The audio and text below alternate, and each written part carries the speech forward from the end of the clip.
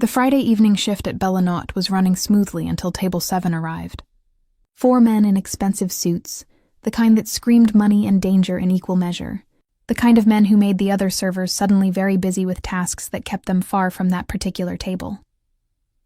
I'd been working at Bellanot for 6 months, and I'd learned to read the room. These weren't regular customers celebrating a promotion or anniversary. These were men who expected deference, who were used to getting exactly what they wanted without asking twice. The host seated them in the corner booth, the one with a view of both entrances. Strategic. I watched from the server station as they settled in, their body language radiating controlled power. "Your section, Julia," Rosa whispered, relief evident in her voice. "Good luck." "Thanks for the confidence," I muttered, but I was already smoothing down my apron, squaring my shoulders, and heading toward table 7. As I approached, I caught fragments of their conversation. Italian. Not the textbook Italian I'd learned in school, but rapid, colloquial Italian peppered with words I recognized from my childhood. "Buonasera, signori," I greeted them with a smile. "Welcome to Bellanot. My name is Julia, and I'll be taking care of you this evening." 4 pairs of eyes turned to me, but it was the man at the head of the table who held my attention. Dark hair swept back from a face that could have been carved from marble. Strong jaw, straight nose, lips that looked like they rarely smiled. But it was his eyes that stopped me. Deep brown, almost black, assessing me with an intensity that made my skin prickle. "Water for the table," he said in English, his accent noticeable but refined. "And the wine list. Of course. Still or sparkling water?" "Sparkling. San Pellegrino."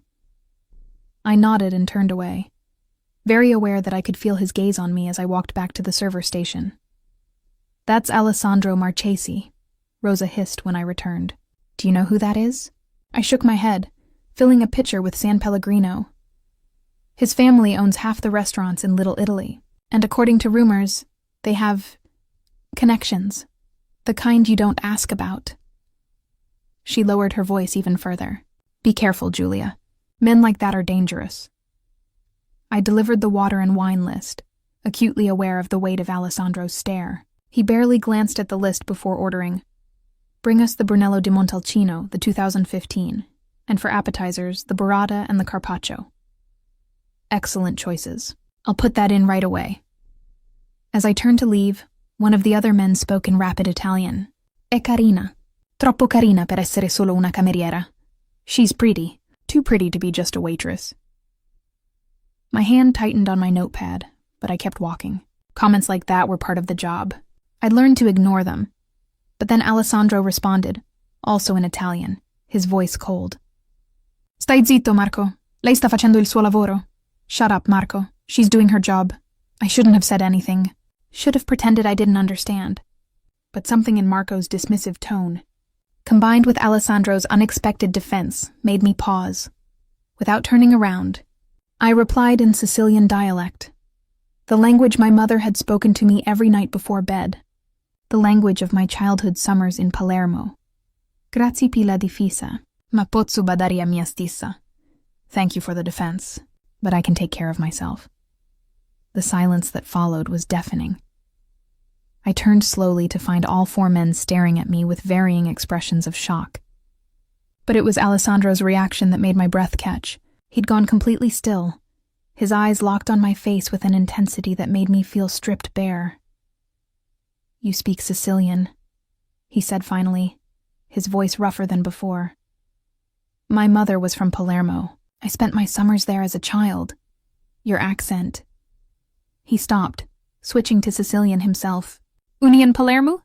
"Where in Palermo?" "Ballarò. My grandmother still lives there." Something flickered in his eyes. Recognition, interest, something I couldn't quite name. "That's my neighborhood. I grew up 3 streets from the Ballarò market." The connection hung in the air between us, unexpected and somehow significant.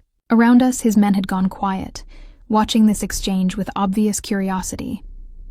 "Your wine," I managed, needing to break whatever spell had fallen over the table. "I'll bring it right away." I fled to the bar, my heart hammering. What had I been thinking?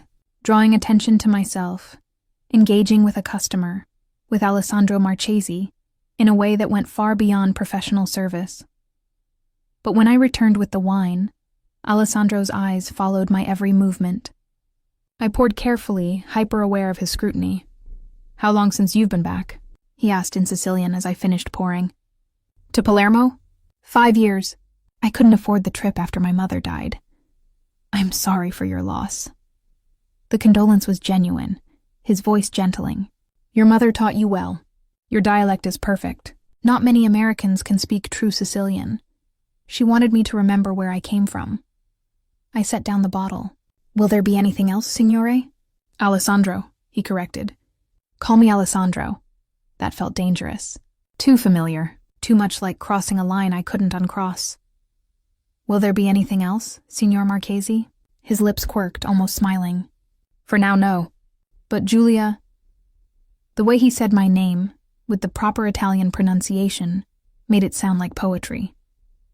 "Don't go far. I'll want to talk more." It wasn't a request. It was a statement of fact, delivered with the confidence of a man who was used to getting what he wanted. The rest of their dinner passed in a blur. I served their courses, refilled their wine, tried to maintain professional distance. But every time I approached the table, Alessandro's eyes found mine. Sometimes he spoke to his men in Italian, rapid business discussions that I tried not to understand. Other times he'd switch to Sicilian, asking me questions about Palermo, about my mother, about my life. It felt like an interview. Like he was cataloging information, building a file in his mind. "You should come back," he said as I cleared their dessert plates. "To Palermo. The city has changed, but the heart of it remains the same. Someday, when I can afford it. What if I said I could make that happen?" I looked at him sharply. "I don't accept charity, signore. Not charity. An opportunity." He pulled out a business card, writing something on the back before handing it to me. "My mother still lives in Ballarò. She runs a small restaurant. Nothing fancy, but the food is incredible. She's been looking for help, someone who understands the neighborhood, who speaks the dialect. Someone she can trust, Signor Marchesi. Alessandro, and before you refuse, know that this isn't pity. My mother is particular about who she allows in her kitchen. The fact that you speak proper Sicilian, that you're from the neighborhood, that you carry yourself with respect, these things matter to her. I have a job here. That pays what? Minimum wage plus tips?" He leaned back, studying me. "My mother would pay better. And you'd be doing something meaningful, preserving tradition, teaching the next generation? Why?" The question burst out before I could stop it. "Why do you care?" "Because hearing you speak Sicilian reminded me of home, of my grandmother who raised me, of traditions that are dying because young people don't value them anymore." His voice held an unexpected sadness. "You have a gift, Giulia, the gift of language, of culture. It would be a waste to spend it serving wine to people who don't appreciate it." The check came. Alessandro paid in cash, leaving a tip that made my eyes widen. $500 on a $200 meal. That's too much. It's exactly right. He stood, his height even more imposing up close. "Think about my offer. The number is on the card.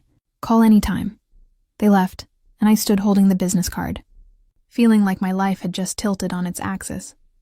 Later, after my shift ended, I studied the card under the streetlight outside the restaurant. Alessandro Marchesi, a phone number, and on the back, written in bold script, "Per quando sei pronta a tornare a casa." For when you're ready to come home. I should throw it away. Should recognize this for what it was. A wealthy man's interest in a waitress, dressed up as a job opportunity. But as I walked home through the city streets, I couldn't stop thinking about Alessandro's eyes when I'd spoken Sicilian. The recognition there, the hunger, not sexual or not entirely sexual, something deeper, a longing for connection to something he'd lost, and God help me, I felt it too.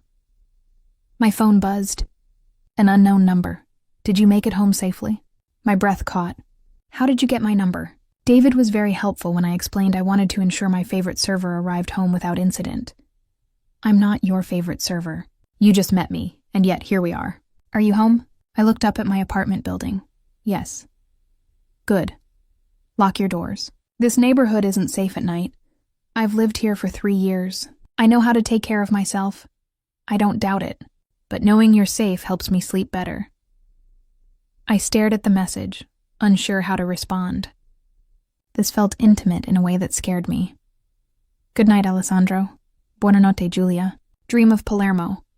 I did dream of Palermo that night, of narrow streets and market smells, of my mother's laugh and my grandmother's cooking, and somewhere in those dreams, Alessandro was there too, watching me with those dark eyes that seemed to see straight through to my soul. When I woke, there was a new message. "My mother would like to meet you. Sunday lunch, if you're free." This was moving too fast. I'd served him one dinner, spoken a few words in Sicilian, and now I was being invited to meet his mother? "I don't think that's appropriate." "Why not? You said your grandmother is in Palermo. My mother knew everyone in Ballarò. Perhaps they know each other. That's not the point." "Then what is the point, Giulia?" "Because from where I stand, the point is that I heard you speak my dialect and felt something I haven't felt in 12 years. The point is that you reminded me what home sounds like, and I'd like my mother to meet the woman who managed that. You're being dramatic. I'm being honest. Sunday, 1 o'clock. I'll send a car. I didn't say yes, but you will. Because you're curious. Because you felt it too. He was right. Damn him, he was right. 1 lunch. That's all? For now. Those 2 words should have been a warning. Should have made me cancel, block his number. Forget Alessandro Marchesi existed. Instead, I spent Saturday agonizing over what to wear to meet the mother of a man I barely knew, who somehow felt like he'd been waiting for me my entire life. Sunday arrived too quickly. The car Alessandro sent wasn't the ostentatious limousine I'd half expected, but a sleek black sedan driven by a quiet man who introduced himself simply as Tomas. "Signor Marchesi asked me to ensure your comfort," he said, opening the back door. "The drive will take about 40 minutes. 40 minutes out of the city, into the suburbs where old Italian families had settled generations ago." I watched the landscape change through the tinted windows, my stomach a knot of nerves. What was I doing? Meeting the mother of a man I'd met once, who'd somehow convinced me this was normal, that Sunday lunch with strangers was a reasonable next step. But Alessandro had been right about one thing. I was curious. Desperately curious about this family that still spoke Sicilian, that maintained traditions my own family had let slip away after my mother's death. We pulled up to a modest house with an immaculately kept garden. Not the mansion I'd expected, but a home that looked lived in, loved. The smell of cooking tomatoes and garlic drifted through the open windows. Alessandro met me at the door. He looked different than he had at the restaurant. Softer somehow in casual slacks and a white linen shirt, sleeves rolled up. Almost approachable, if not for the intensity in his eyes when they found mine. "Giulia, you came. I said I would. People say many things. Few follow through." He stepped aside, gesturing me in. "My mother is in the kitchen. Fair warning, she's been cooking since dawn. She's excited." "Excited? I haven't brought a woman home in 5 years. She has expectations." My stomach dropped. "Alessandro, if you told her this is... if she thinks we're..." "I told her you speak Sicilian and your grandmother lives in Ballarò. That's all." But something in his expression suggested his mother had drawn her own conclusions. "Come. Meet her before she burns the sauce, checking the door every 30 seconds. The kitchen was exactly what I'd imagined. Warm, cluttered with copper pots and wooden spoons, every surface covered with food in various stages of preparation. And in the center of it all stood a tiny woman with steel-gray hair and eyes exactly like Alessandro's. She turned when we entered, and her face lit up with a smile that transformed her from intimidating to beautiful. "Ecco, tu sei Giulia." "There you are." "You're Giulia." She spoke in pure Sicilian, rapid and melodic, and I felt something in my chest crack open. "Sì, signora. È un onore per me." "Yes, ma'am. It's an honor for me." Her eyes widened, then filled with tears. "Senti. Senti come parla. Listen. Listen to how she speaks." She rushed forward, pulling me into a fierce hug that smelled like basil and home. When she pulled back, she cupped my face in both hands, studying me intently. "Unni in Palermo? Where in Palermo?" "Ballarò. My nonna Maria Romano, she lives on Via Maqueda. Maria Romano." Her hands flew to her mouth. "With the blue door? Who made the best caponata in the neighborhood?" You know her? Know her? We grew up together. Best friends until I married and moved here. She grabbed my hands. How is she? Still stubborn as a mule? Still stubborn. Still making caponata that everyone begs for. She laughed, a sound of pure joy, then turned to Alessandro with an expression I couldn't quite read. Tu sapevi? You knew? No, Mama, but I hoped. He stopped, looking at me. I didn't know about the connection. That's pure chance. There's no such thing as chance, his mother said firmly. Only fate. She turned back to me. Come sit, tell me everything. How is Maria? Does she still argue with Don Salvatore about whose grandfather made better wine? The next hour passed in a blur of conversation, all in Sicilian, all flowing as naturally as breathing. Alessandro's mother, call me Carmela, please. Signora makes me feel old. Asked a million questions about my grandmother, about Palermo, about my mother. Cancer, I said quietly when she asked how my mother had died. 5 years ago. She was only 52. Carmela's eyes filled with tears. And your father? He left when I was 10. It was just my mother and me after that. Then you understand what it is to be alone, to lose your roots. She reached across the table, squeezing my hand. You must miss her terribly, every day, especially her cooking. I try to make her recipes, but it's never quite right. Because you're missing the most important ingredient, Carmela said. Love mixed with memory. That's what makes Sicilian food special. Each dish carries the weight of everyone who made it before us. Alessandro had been quiet during this exchange, watching us with an expression I couldn't quite name. Now he spoke, his voice rough. Mama, perhaps Julia could help you in the kitchen, learn some of the recipes properly. Help me? Carmela looked offended. She'll teach me. If she learned from Maria Romano, she knows things I've forgotten. She stood, pulling me up with her. Come, we'll make pasta together. I want to see your hands work. Making pasta with Carmela felt like coming home. Our hands moved in sync, rolling and cutting, our conversation never stopping. She told me stories about my grandmother, about their childhood in Ballarò, about traditions I'd only heard about secondhand. Alessandro appeared in the doorway occasionally, watching us work. Once I looked up to find him staring at me with such naked longing that I nearly dropped the pasta I was holding. What? I asked in English, self-conscious. Nothing. You look right here, like you belong. Alessandro, Carmela said sharply in Sicilian, not looking up from her work. Stop staring at the poor girl like a starving man looking at bread. Go set the table. He left, and I felt my face burning. He likes you, Carmela said quietly. I can see it. The way he looks at you, I haven't seen that expression on his face in many years. Signora Carmela, I don't think... You don't have to think. Just feel. She paused in her work, meeting my eyes. My son is a complicated man. His life is not simple.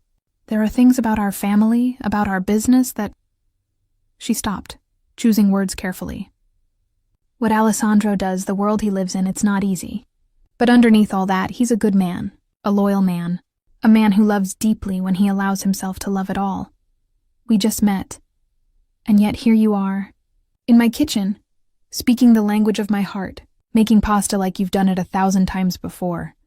She smiled. Sometimes souls recognize each other immediately. My husband, Alessandro's father, I knew him 3 days before I agreed to marry him. People said I was crazy, but I knew.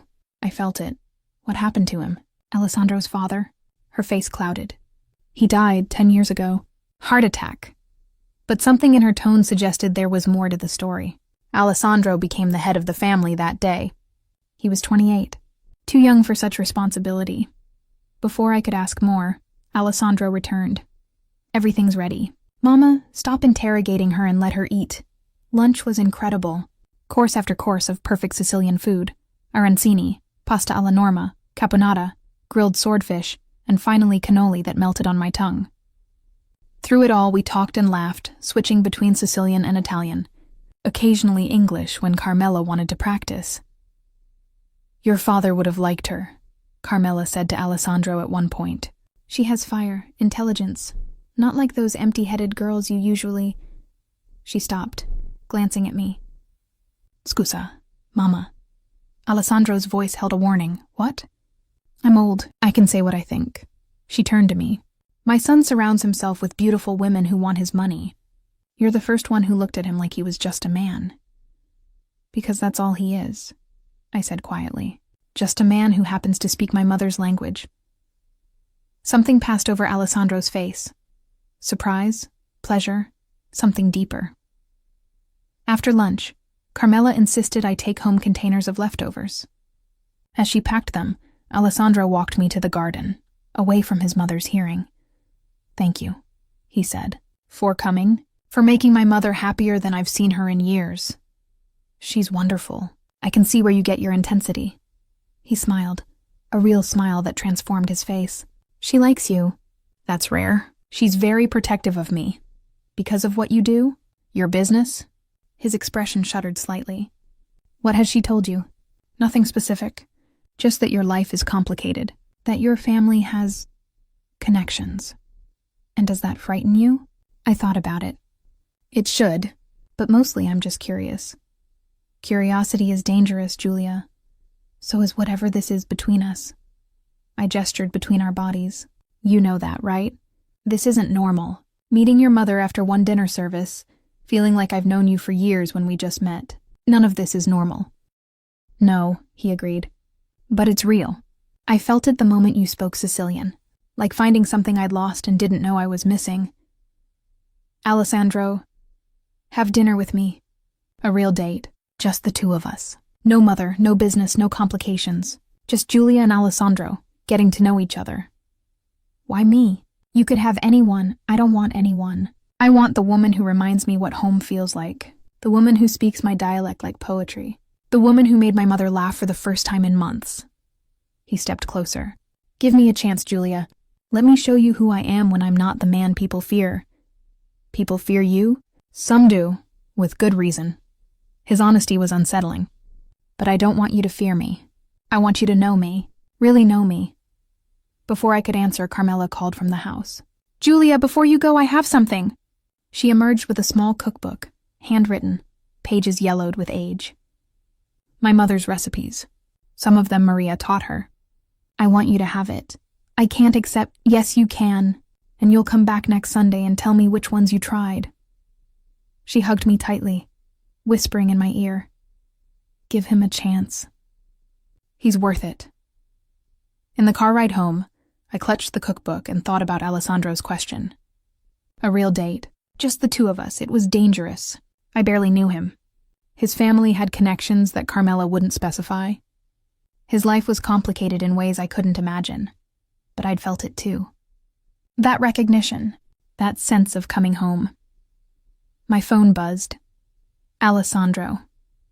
Mama already texted me 3 times about how perfect you are. Fair warning, she's already planning our wedding." Despite everything, I laughed. "That's premature, is it? Because I'm having trouble imagining my future without you in it, and we've known each other 4 days. That's insane. That's honest. Tuesday night. Dinner. Say yes." I stared at the message, my heart hammering. This was a mistake. Had to be a mistake. Yes, but somewhere quiet. Where we can actually talk. I know the perfect place. "I'll pick you up at 7. I can meet you, Julia. Let me do this properly. Let me court you the way my father courted my mother, with respect and intention. You're very old-fashioned for a dangerous man. You have no idea how dangerous I can be. But for you, I'll be whatever you need me to be." That should have scared me. Instead, it made me feel something I hadn't felt in 5 years. Hope. Tuesday evening found me standing in front of my closet for the 3rd time in an hour, trying to decide what one wore to dinner with a man whose mother thought we'd be married within the year. I'd spent Monday in a daze at work, mechanically serving tables while my mind replayed every moment at Carmela's house. Rosa had noticed immediately. "You have that look," she'd said during our break. "What look?" "The look women get when they're falling for someone dangerous." She'd studied me carefully. "Please tell me you're not actually considering something with Alessandro Marchesi." "It's just dinner. Nothing is just anything with men like him." She'd gripped my hand. "Julia, I care about you. Be careful. His world isn't like ours." Now, staring at my limited wardrobe, I wondered if she was right. If I was making a terrible mistake. My phone buzzed. Alessandro, I'm downstairs. No rush. Take your time. You're early. I've been early since 6:30. Couldn't wait any longer. But I didn't want to pressure you, so I've been sitting in the car like a nervous teenager. The image of Alessandro Marchesi, intimidating. Powerful Alessandro. Nervous about a date made me smile. Give me 5 minutes. I chose a simple black dress. Nothing too formal but elegant enough for wherever he planned to take me. When I came downstairs, Alessandro was leaning against his car. A different one this time. A sleek silver Alfa Romeo that probably cost more than I made in 5 years. His eyes traveled over me, appreciation clear in his expression. Sei bellissima. You're beautiful. You're not too bad yourself. He'd dressed down slightly from the suit. I'd first seen him in dark slacks and a black button-down that somehow made him look more dangerous, not less. When he opened the car door for me, his hand brushed my lower back, sending electricity up my spine. Where are we going? I asked as he slid into the driver's seat. Somewhere we won't be interrupted, where we can talk without an audience. He pulled into traffic smoothly. I want to know everything about you, Giulia Romano. And I want you to know me, really know me. That sounds ominous. It's honest. There are things about my life, my family, that... He paused, choosing words carefully. That I need you to understand before this goes any further. Before what goes any further? He glanced at me, his expression intense. Before I fall completely in love with you and make it impossible for you to leave. My breath caught. Alessandro, too much? Too fast? He turned back to the road. I warned you. I'm not good at playing games. When I want something, I pursue it completely. We drove for 20 minutes, leaving the city behind, until he turned down a private road that led to the waterfront. A small restaurant sat at the end, lights twinkling against the darkening sky. I own this place, Alessandro explained as he parked. Well, my family does. We're closed Tuesdays, but I asked the chef to come in. It'll just be us. Inside was intimate and beautiful. Exposed brick walls, candlelight, a single table set near the windows overlooking the water. A man emerged from the kitchen, older, with kind eyes and a chef's whites. Alessandro, and this must be the famous Giulia. He kissed both my cheeks. I'm Giorgio. I've known this troublemaker since he was stealing cannoli from my kitchen. Giorgio was my father's best friend, Alessandro explained, and the best chef in 3 states. Flattery. But Giorgio beamed. Sit. I've prepared something special. Once we were alone, Alessandro poured wine, a white I didn't recognize, but that tasted like sunshine. Carmela called me yesterday, he began. Told me she wants you to come every Sunday. That you're family now, and family doesn't abandon family. She's very enthusiastic.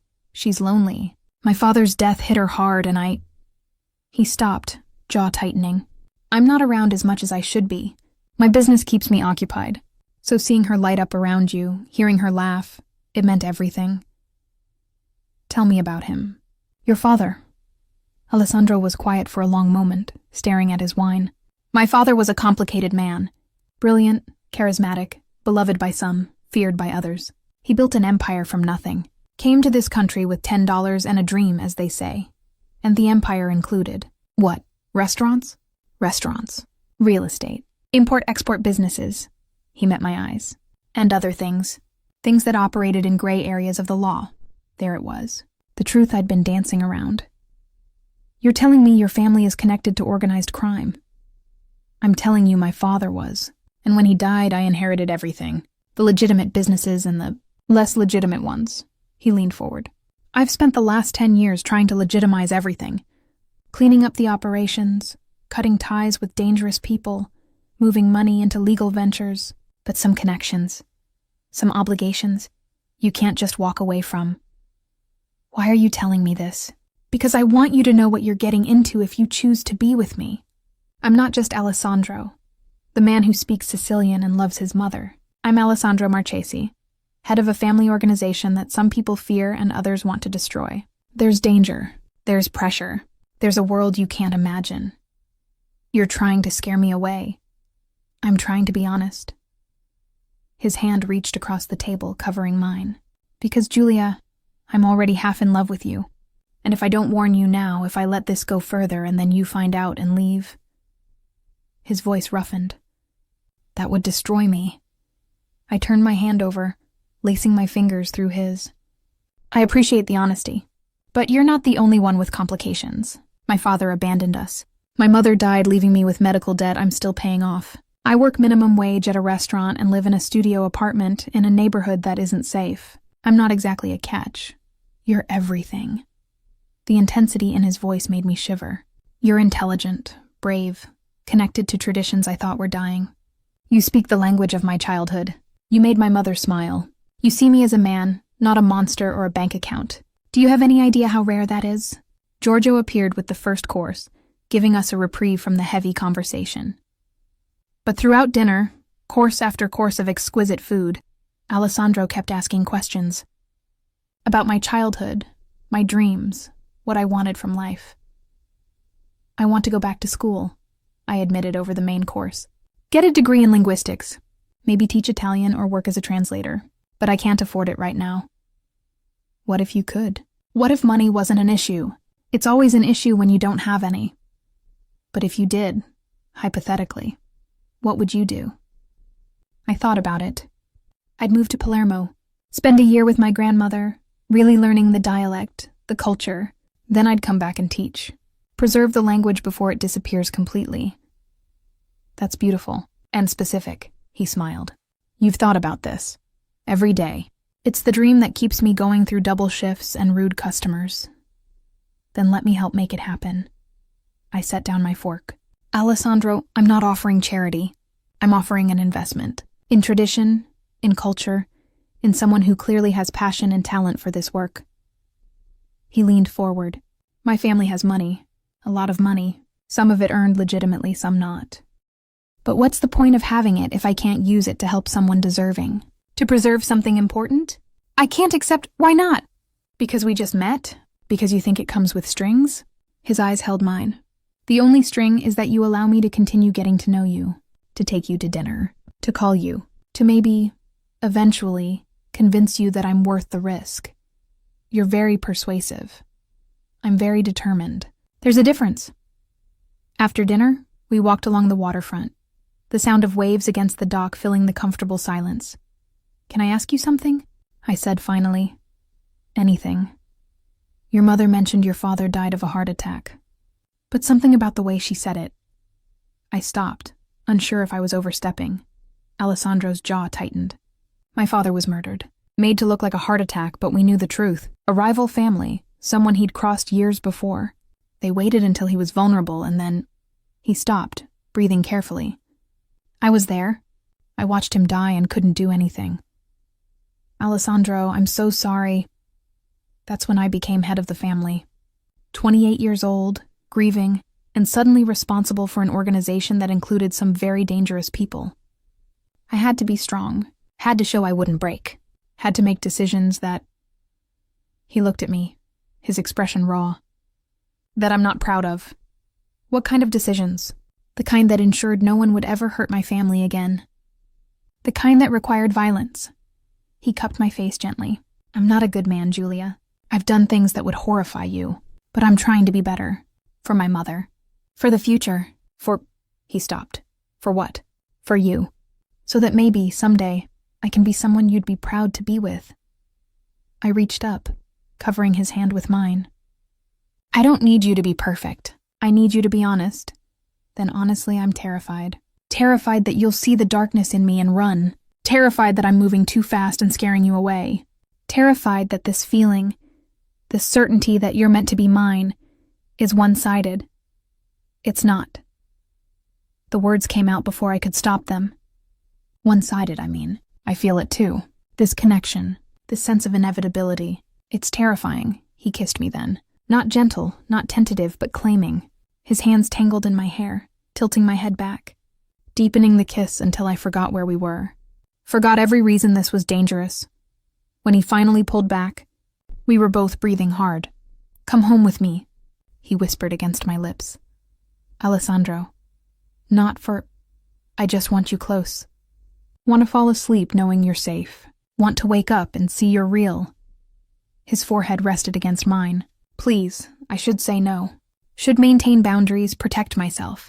Instead, I heard myself whisper, okay. His apartment was a penthouse overlooking the city, all glass and steel and expensive art. But it felt sterile, unlived in, like a showroom rather than a home. I don't actually spend much time here, Alessandro admitted, seeing my expression. Most nights I'm at my mother's or at one of the properties. This is more for business meetings than living. He gave me one of his shirts to sleep in, showed me to a guest room, and said goodnight with a kiss that promised more. But an hour later, as I lay in the massive bed unable to sleep, I heard movement in the apartment. I found Alessandro on the balcony, shirtless, staring at the city with a glass of whiskey in his hand. Can't sleep? I asked. He turned, his eyes dark. Too many thoughts. Too much wanting what I shouldn't want yet. What do you want? You, all of you. Not just your body, though God knows I want that too. But your thoughts, your dreams, your fears. I want to know every part of you. Want to be the person you turn to when things are hard? He stopped, setting down the glass. I want forever, Julia. And we just met. That's insane. Maybe. Or maybe sometimes you just know. I moved closer. Your mother knew in 3 days. And look how that turned out. My father died protecting his family. She's been alone for 10 years. Is that what you want? To fall in love with a man whose life is constantly in danger? I don't know what I want, but I know I want to find out. With you. He pulled me into his arms, holding me so tightly I could barely breathe. Don't leave me, he whispered. Whatever happens, whatever you learn about me, please don't leave. I'm right here. For now. But when you know everything, then tell me everything. Let me make an informed choice. So there on the balcony, with the city lights twinkling below us, Alessandro told me his story. About taking over his father's empire. About the violence he'd committed in those early years to establish dominance. About the people he'd hurt. The lines he'd crossed. About slowly, painfully, trying to build something legitimate from a foundation of blood. I can't undo my past, he said finally. Can't take back the things I've done, but I can try to be better moving forward. Can use my power to protect instead of hurt. Can build something my future children would be proud of. Future children? With the right woman. Someone strong enough to stand beside me. Someone who understands where I came from and still chooses to stay. His eyes held mine. Someone like you. I woke to sunlight streaming through floor-to-ceiling windows and the smell of coffee. For a moment I forgot where I was. Then memory returned. Alessandro's penthouse, his confession, falling asleep in his arms on the couch as dawn broke. I found him in the kitchen, already dressed in a suit, phone pressed to his ear as he spoke rapid Italian. When he saw me, his expression softened immediately. Devo andare, he said into the phone. I have to go. Sì, lo so. Dopo. Yes, I know. Later. He hung up, setting the phone down, and crossed to me. Good morning, beautiful. How did you sleep? Better than I have in months. I gestured at the shirt I was still wearing. His shirt. I should probably get home. I have a shift at 4. Call in sick. Alessandro. Or better yet, quit. Come work for my mother. She's already planning your schedule. I laughed despite myself. I've known her 5 days. I can't just upend my entire life. Why not? If you know it's right, why wait? He poured coffee, adding cream exactly how I liked it without asking. That was my cousin on the phone. There's a situation. I need to handle it today. But tonight, have dinner with me again. And tomorrow, and every night after that until you get sick of me. What if that never happens? Then I'm the luckiest man alive. He kissed my forehead. There's a car waiting downstairs whenever you're ready. Thomas will take you home and then to work if you insist on going. You're very presumptuous. I'm very hopeful. There's a difference. At work that afternoon, I was distracted. Rosa noticed immediately. You slept with him, she said, cornering me at the server station. We didn't. But you stayed with him. Julia, what are you doing? I don't know. Getting to know someone? Feeling something I haven't felt in years? Feeling something for a man whose family is connected to organized crime. She gripped my arm. I'm not judging. I'm worried. Men like Alessandro Marchesi, they live in a different world. A dangerous world. He's trying to leave that behind. To build something legitimate. And you believe him? The question stung because I did believe him. Maybe I was naive, but something in Alessandro's voice when he'd talked about his future, about building something better, it had been real, raw, honest. Yes, I said finally. I do, Rosa sighed. Then be careful, and for God's sake, don't fall in love with him. But it was too late for that. I was already falling. That evening, Alessandro picked me up after my shift. But instead of a restaurant, he drove to his mother's house. Emergency dinner, he explained. Mama called 3 times insisting you needed proper food. Apparently she had a dream about you looking too thin and is convinced you're not eating enough. Carmela met us at the door, immediately pulling me into a hug. Troppo magra, too thin. Come, I made pasta. Over dinner, because one did not simply have dinner at Carmela's. One had a feast. Alessandro's phone rang repeatedly. Each time his expression grew darker. Scusa, he said finally, standing. I need to take this. He stepped outside, and Carmela turned to me with knowing eyes.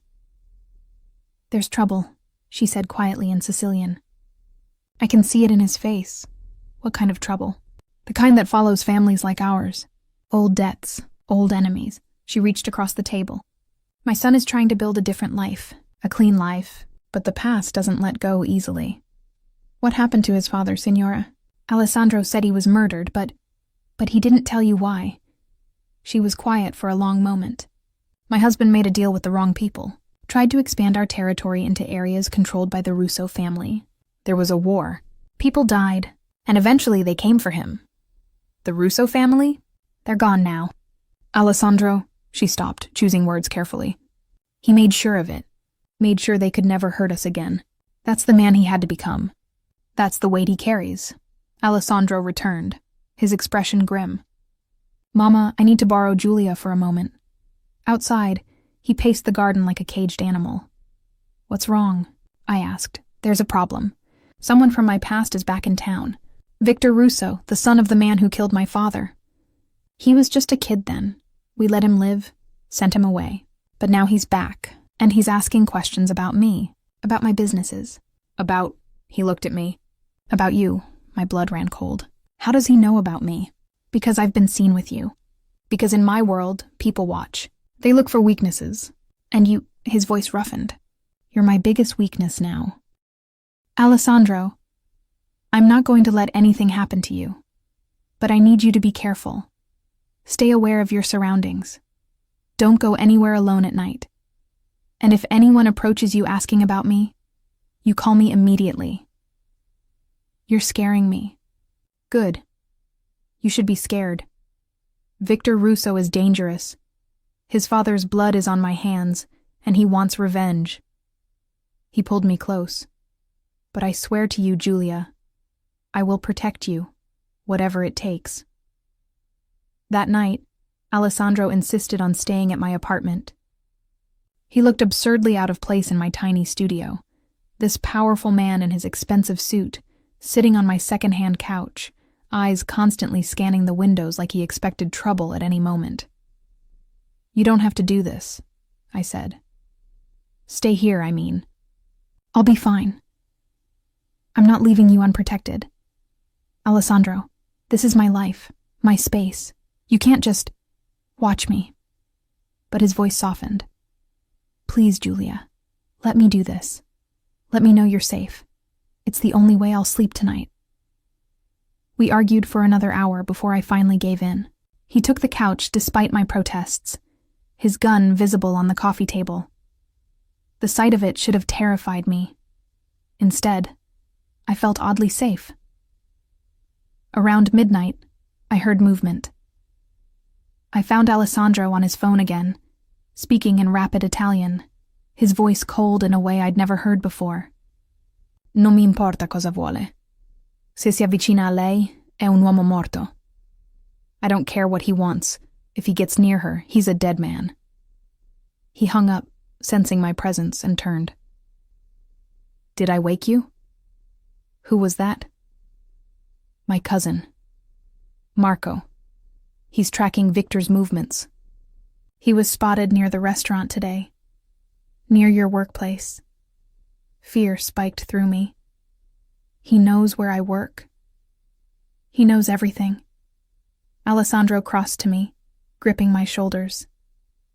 That's why I need you to quit. Come work for my mother.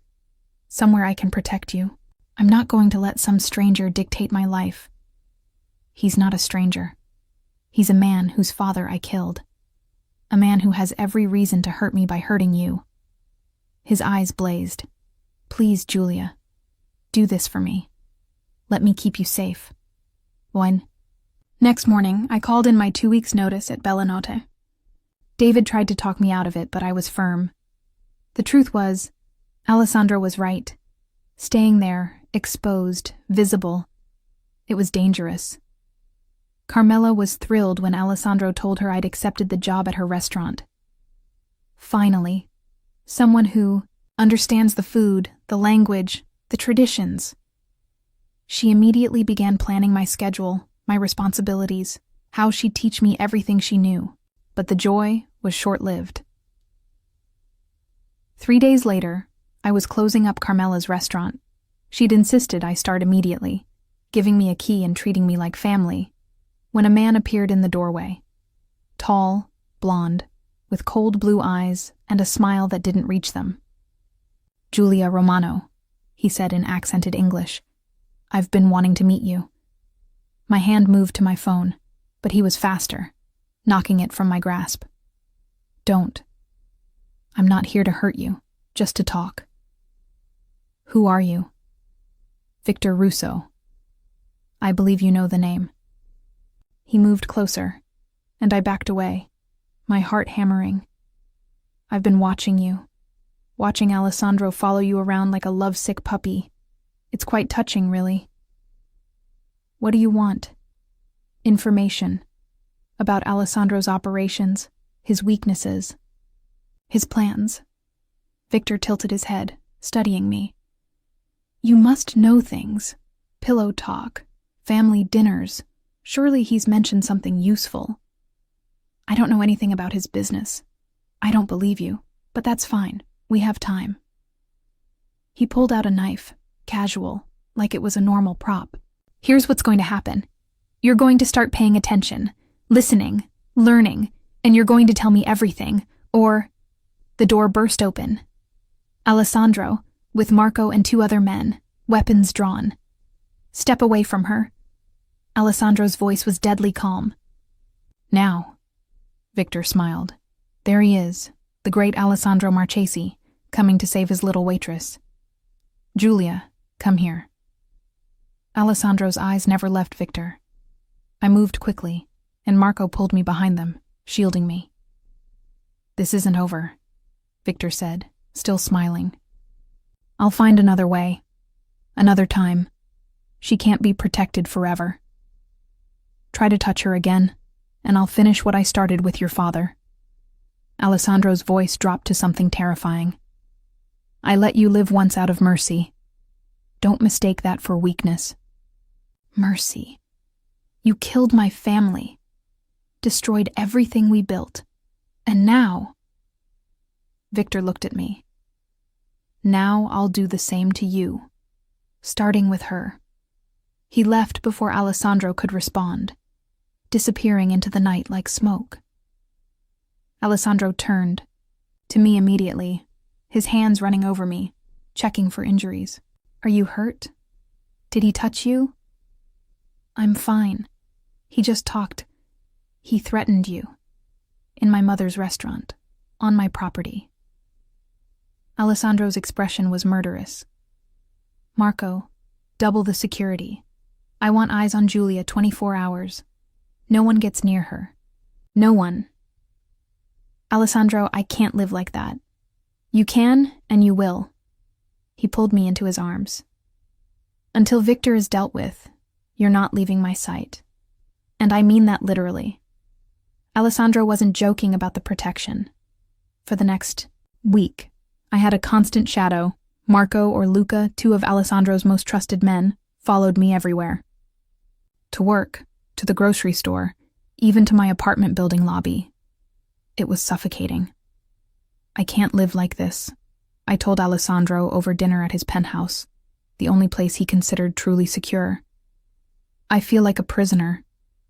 You're alive. That's what matters. His jaw was tight, the stress of the situation evident in every line of his body. Victor is still in the city, still making threats. Until he's dealt with, this is how it has to be. Then deal with him. The words came out harsher than I intended. Alessandro's eyes darkened. You think I'm not trying? You think I want you living like this? But I can't just... He stopped, running a hand through his hair. There are rules, protocols.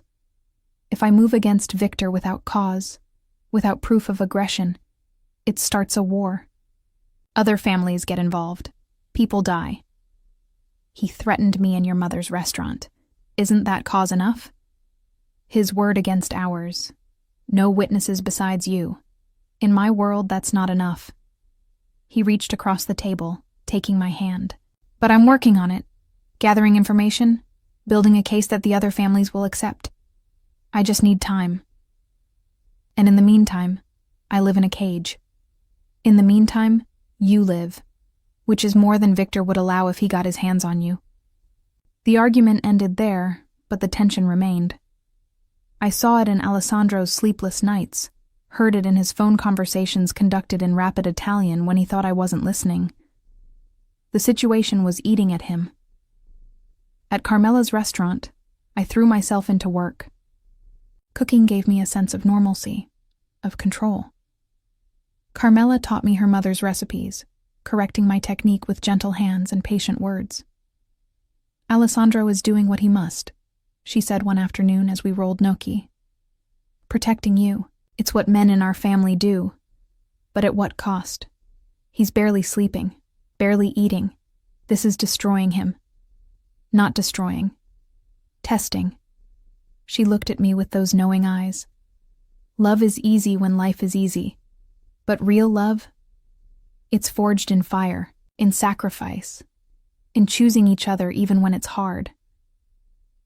I don't want him to sacrifice his peace for me. Then you don't understand men like my son. For Alessandro, you are his peace.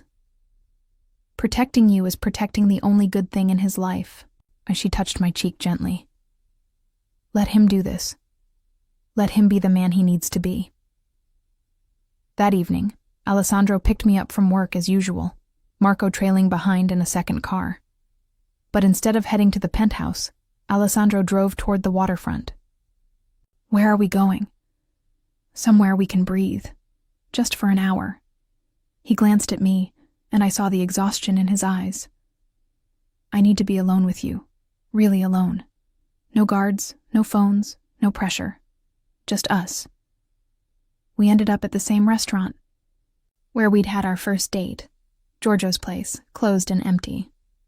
Alessandro let us in with a key, leading me to the balcony overlooking the water. Sit, he said, pouring wine. We need to talk. My stomach dropped. Those words were never good. I've been thinking, he began, not meeting my eyes. About us, about what I'm asking of you. This life, this danger, this constant looking over your shoulder. It's not fair to you. Alessandro, let me finish. He finally looked at me, and the pain in his expression made my chest ache. I love you, Giulia. I'm completely, irrevocably in love with you. But loving you means wanting what's best for you, and I'm starting to think that's not me. Don't. I stood, moving to him. Don't you dare push me away because you think you're protecting me. I am protecting you. From Victor, yes, but also from me. From this life. You deserve better than constantly being afraid, constantly being guarded, constantly wondering if today is the day something happens. I deserve to make my own choices. And I choose you, even knowing what it costs, what it will always cost. Yes. I cupped his face, forcing him to see the certainty in my eyes. I choose you, Alessandro. The danger, the complications, the sleepless nights, all of it. Because a life without you isn't a life I want. He pulled me into his arms, holding me so tightly I could barely breathe. I don't deserve you. Probably not. But you're stuck with me anyway. We stayed like that for a long moment, just holding each other, before Alessandro's phone shattered the peace. He answered with a curse. Che cosa? What? I watched his expression go from annoyed to alarmed. Quando? Quanto tempo fa? When? How long ago? He hung up, already moving. We need to go, now. What happened? Victor made his move. Not against you, against my mother. His voice was deadly calm, the kind of calm that preceded violence. Someone tried to break into her house an hour ago. She's fine. The guards stopped them, but Victor is escalating. Yes, which means the rules have changed. He guided me to the car, his hand protective on my lower back. Marco, get Julia to the safe house. I'm going to my mother's. I'm coming with you, I said immediately. Absolutely not. She's scared. She needs people she trusts around her. And like it or not, she trusts me. I grabbed his hand. Let me help. Let me be there for her like she's been there for me. He studied me for a long moment before nodding. Fine, but you stay close to me. You don't leave my side. Understand? At Carmela's house, we found organized chaos. Guards everywhere, lights blazing, Carmela in the kitchen, stress cooking like her life depended on it. Julia. She rushed to me immediately, pulling me into a fierce hug. Thank God you're safe. I'm fine. But are you okay? Did they hurt you? No. The guards, they stopped the men before they got inside. But it was close. Too close. She gripped my hands. This is because of you. Because Alessandro loves you. Victor wants to hurt him through everyone he cares about. Mama, don't, Alessandro said sharply. Don't what? Tell the truth? But Carmela's tone softened. I'm not blaming her, figlio mio. I'm stating facts. Victor knows the way to destroy you is to hurt us. So we must be smart. We must be strong. Over coffee, because Carmela insisted crisis required caffeine, Alessandro made phone calls. I heard him speaking to other families, calling in favors, building a case. I need a meeting, he said finally. With the 5 families, tonight. Victor has broken protocol. He's made a move against a non-combatant. That's grounds for sanction. An hour later, we were in a private room at a restaurant I didn't recognize. Around a large table sat 5 men, all roughly Alessandro's age, all radiating the same controlled danger. Gentlemen, Alessandro began in English. For my benefit, I realized. Thank you for coming on short notice. I've called this meeting to address Victor Russo's recent actions. What followed was an hour of discussion, argument, negotiation. The other men questioned Alessandro's claims, demanded proof, suggested he was overreacting because of his feelings for me. With respect, one man said, Salvatore, I'd learned his name was, a woman you've known 2 weeks is causing you to break protocol, to demand action against a man who has every right to be angry. Victor has no right to threaten innocent people, Alessandro countered, his voice cold. My mother, Julia, they're not part of this business. They're not fair targets. Then perhaps you shouldn't have brought them into your life. Salvatore's eyes flicked to me. No offense, signora. I'd been quiet throughout, but now I spoke, my voice clear. Avevi un dutto di parlare di me come se non fossi qua. Do you have the right to talk about me like I'm not here? The room went silent. Salvatore's eyes widened. Vi parlassi in siciliano, I continued in Sicilian dialect.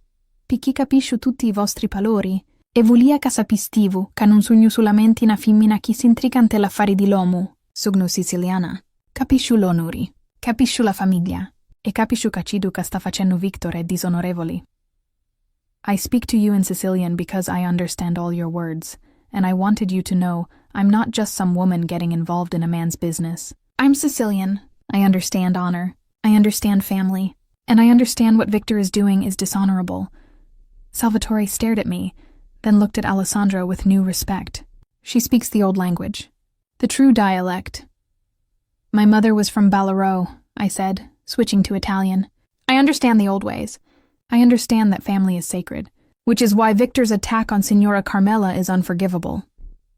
The mood in the room shifted.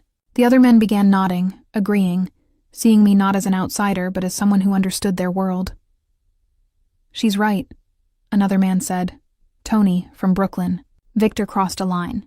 Carmela Marchesi is a respected woman. Attacking her, even just threatening her, it's beyond the pale.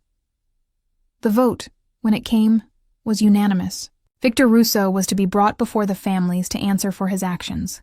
If he refused, he'd be declared an outlaw, fair game for anyone who wanted to move against him.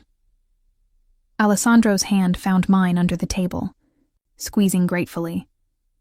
But the victory was short-lived. We returned to the penthouse to find it had been broken into. Nothing taken, but a message spray-painted on the bedroom wall. She speaks Sicilian. How sweet. I wonder if she'll scream in it too. Alessandro stood frozen, staring at the words, his expression terrifying in its cold fury. He was here, in my home, left this threat.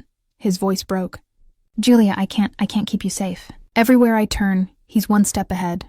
Then we end this. Tonight. No more waiting for meetings or protocols. I gripped his arms. You know where he is. You have the resources. End this, Alessandro. For your mother. For me. For us. He looked at me with tortured eyes. If I do this, if I move against him without full family approval, then you do it anyway. Because some things are worth the risk. I pulled him close. I'm worth the risk. We're worth the risk. Yes, he breathed. You are, he made the call. Within an hour, his men were mobilized. Victor Russo had declared war by threatening the women in Alessandro's life. Now Alessandro would finish it. Alessandro insisted I stay at his mother's house during the operation. Carmela, despite her fear, welcomed me with open arms and immediate coffee. He'll be fine, she said, though her hands shook as she poured. My son is strong, smart, he'll come back to us. How do you live like this? Knowing he's in danger? Because I have no choice. Because he's my son, and I love him. Because she stopped, meeting my eyes. Because sometimes the people we love do dangerous things, and all we can do is pray and wait. So we prayed and waited. Marco stayed with us, along with 3 other guards. The house felt like a fortress, every window covered, every door locked and bolted. Hours passed. Midnight came and went. Carmela fell asleep on the couch, exhausted from stress. I stood at the kitchen window, staring out at nothing, my phone clutched in my hand. At 2 a.m, it rang. Alessandro, it's done. His voice was rough, tired. Victor is dead. His men scattered. It's over! Relief flooded through me so intensely I had to grip the counter. Are you hurt? Minor cuts. Nothing serious. I'm coming to get you. We need to talk. Alessandro, I'll be there in 20 minutes. He arrived exactly on time, looking exhausted but unharmed. Marco nodded to him, stepping away to give us privacy. Walk with me, Alessandro said quietly. We walked through Carmela's garden, the night air cool against my face. Alessandro was silent for a long time, just holding my hand, his thumb tracing patterns on my palm. I killed him, he said finally. Not my men, me. I looked Victor in the eye and He stopped, jaw clenching. I wanted you to know, wanted you to understand what I'm capable of. I already know what you're capable of. You told me. Knowing and seeing are different things. And even though you weren't there, I need you to understand that this is who I am. The man who protects his family by any means necessary. The man who doesn't hesitate when the people he loves are threatened. I stopped walking, turning to face him. Do you think that scares me? That knowing you killed to protect your mother, to protect me, would make me love you less? Doesn't it? No.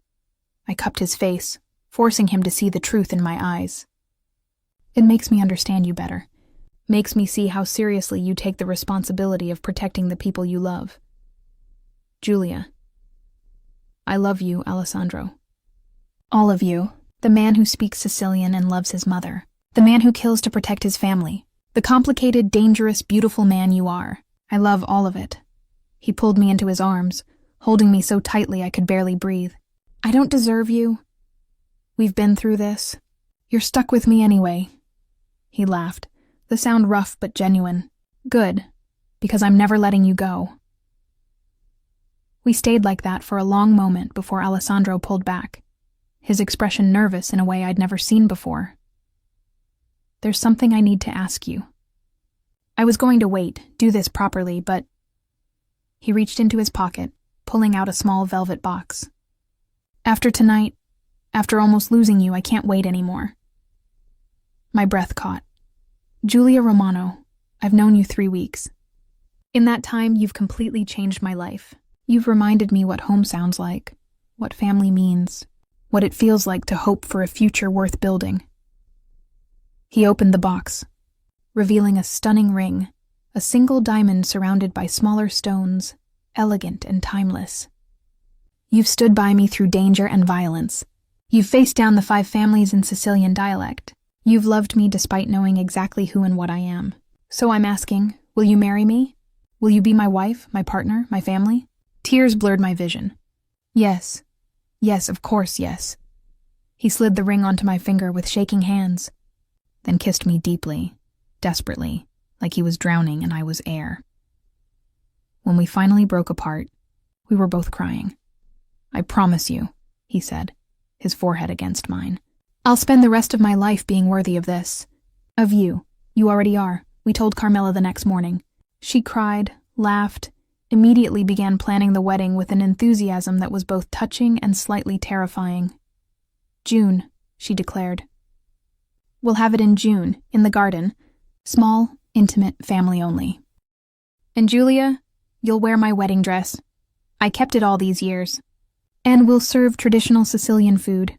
Nothing fancy, just real food made with love."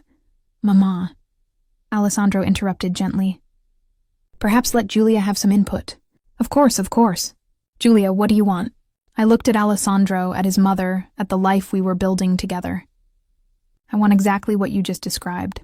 Family, tradition, love, perfect." Carmela beamed. "Now let me call your nonna in Palermo. She'll want to come for the wedding, and I have so much to tell her." Over the next few months, life took on a new rhythm. I worked at Carmela's restaurant full-time, learning her recipes, building a relationship with the regular customers, many of whom were part of Alessandro's extended family.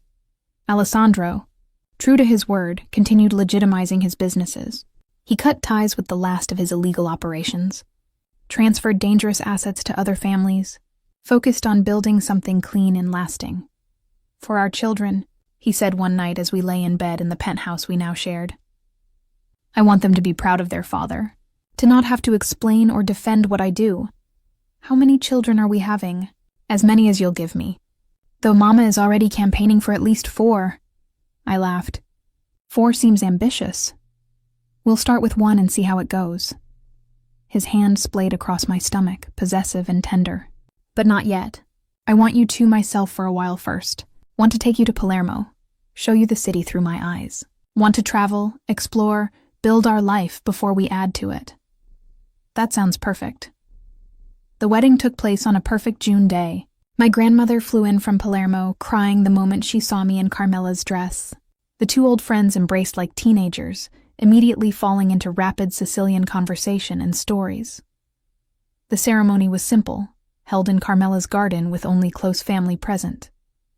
But when Alessandro and I exchanged vows, in Sicilian, at Carmela's insistence, there wasn't a dry eye in the garden. "Ti prometto," Alessandro said, his voice rough with emotion. "Ca ti proteggeru, ti rispetteru, e t'amarò tutti I giorni di la mia vita. Tu sei la mia casa, la mia famiglia, lumi cori. I promise I will protect you, respect you, and love you every day of my life. You are my home, my family, my heart. E io ti prometto," I replied through tears. "Ca staio cutiante li tempi belli e brutti. Ca parlerò sempre cutiante la lingua di lo nostro cori. Ca amarò la tua famiglia come è la me, picchi unni tu vai, io vaio. La tua genti è la me genti. Ente tutti li lingui di lumunnu, lume cori ti dici, sugnu tua.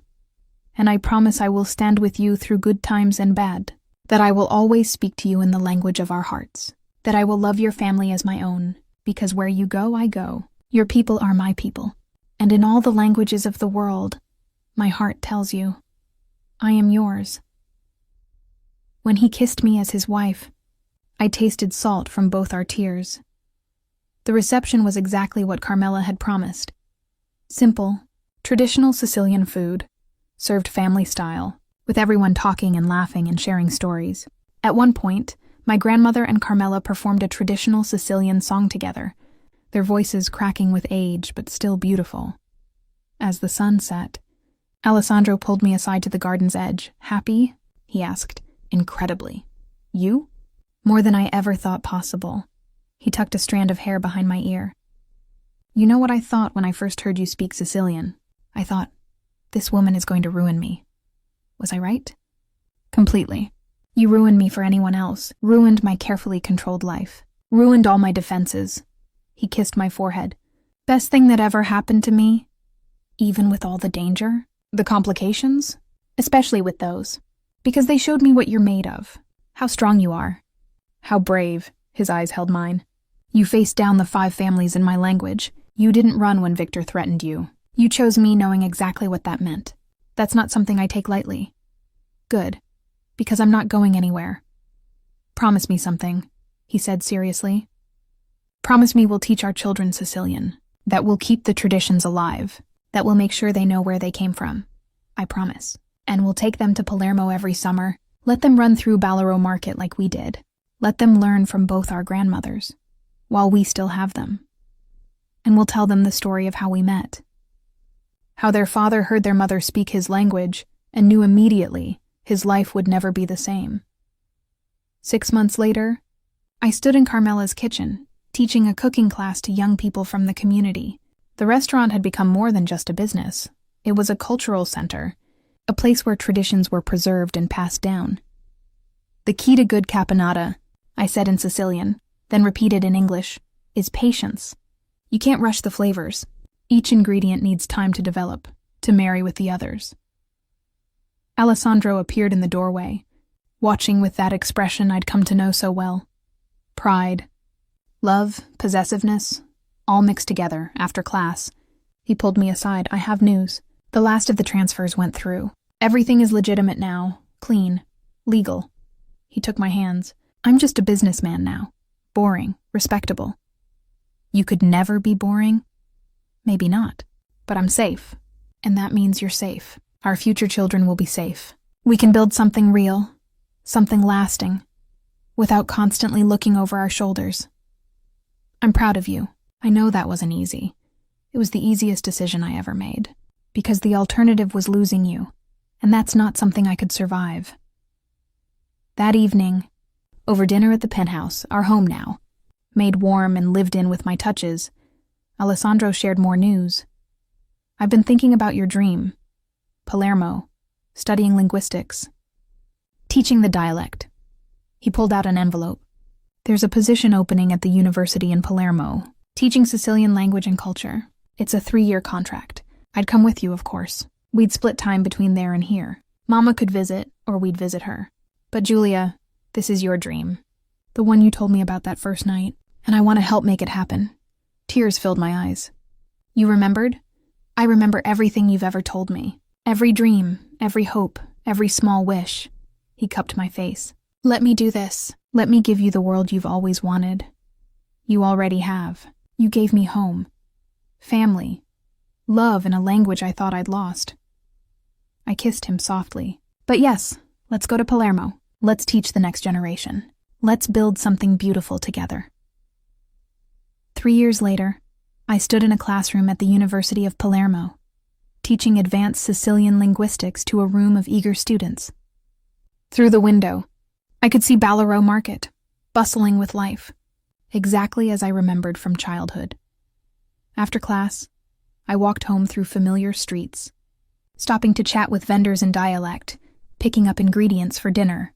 Home now was a beautiful apartment overlooking the sea, close enough to my grandmother's house that she visited daily. Alessandro had opened an office in Palermo, managing his businesses remotely, spending his days building legitimate enterprises and his evenings with me. Carmela visited every month, staying in our guest room, filling our kitchen with cooking and laughter. I found Alessandro on our balcony when I arrived home, staring at the sea with a peaceful expression I'd never seen in those early days. "Buonasera, marito mio." Good evening. My husband. He turned, smiling, pulling me into his arms. "Buonasera, moglie mia." Good evening, my wife. His hand moved to my stomach, to the small bump that was just beginning to show. "And good evening to you too, little one," Carmela called. "She's demanding to know if we've chosen names yet." Of course she is. What did you tell her? That we're still deciding. Though if it's a girl, I think I'd like to name her after my mother. Lucia. Lucia Marchesi. Beautiful. He kissed my forehead. And if it's a boy? Your father, Dominic. Something passed over his face. Grief, gratitude, love. He would have loved you. Would have loved knowing his grandchild will grow up speaking Sicilian, knowing their heritage. Tell me about him. I want to know the man he was before everything. So we stood on the balcony as the sun set over Palermo, and Alessandro told stories about his father. The good memories, before the violence, before the weight of the family business consumed everything. He used to say, Alessandro said softly, that the measure of a man is what he builds for his children. Not money or power, but values, heritage, love. Then by that measure, you're already an extraordinary man. Only because I have an extraordinary wife. His arms tightened around me. You know what I realized the other day? That night at the restaurant, when you answered me in Sicilian. That was fate. That was the universe saying, here's your home. Here's your future. Don't miss it. And you didn't. No, I recognized you immediately. My home in human form. The woman who would speak my language and understand my heart. Ti amo. I love you. Ti amo puru io. Sempre. I love you too. Always. We stood like that as night fell over Palermo, the city lights twinkling below us, the sea breeze carrying the scent of salt and jasmine. Inside, our apartment waited, filled with books in Sicilian, my grandmother's recipes on the counter, Carmela's cookbook open to a page we'd cook from tomorrow. This was home. Not a place, but a language, a culture, a love so deep it had survived danger and violence and the weight of family history. And in a few months, we'd welcome a new generation. A child who would grow up bilingual, bicultural, wrapped in the love of two families who'd fought to preserve traditions that mattered. Do you ever regret it? I asked quietly. Leaving your old life behind? Giving up the power? Never. Not for a single moment. He turned me in his arms, his eyes holding mine. That life was survival. This is living. And Julia, I have never felt more alive than I do right now. With you, with our child, with a future that's ours to build, not one forced on me by blood and history. Then we build something beautiful, something our children will be proud of. We already are.